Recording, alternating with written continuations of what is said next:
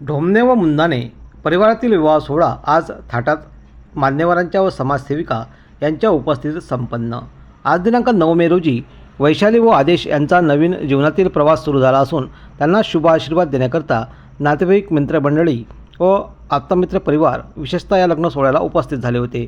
विशेष म्हणजे समाजसेविका सुद्धा या उपस्थित झाल्या होत्या। यामध्ये विशेष करून कल्पनाताई मुंदाणे यांनी या विवाह सोहळ्यात उपस्थिती दर्शवली।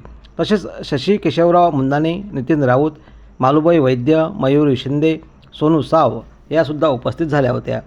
गजाननराव गुलाबराव ढोमणे यांच्या वैशाली या कन्या आहे, तर आदेश संजयराव प्रल्हादराव मुंदाणे सरपाबाद चांदूरबाजार यांचा मुलगा आहे। त्यांच्या नवीन जीवनाला आजपासून नव्याने सुरुवात झाली असून त्यांच्या आनंदमय सोहळ्यात वरवधूकडील मोठी उपस्थिती यावेळी दर्शवली होती। यामध्ये समाजसेविका कल्पनाताई केशवराव मुंदाणे या उपस्थित झाल्या होत्या। तर हा लग्न सोहळा आज आनंदमय वातावरणात संपन्न झाला।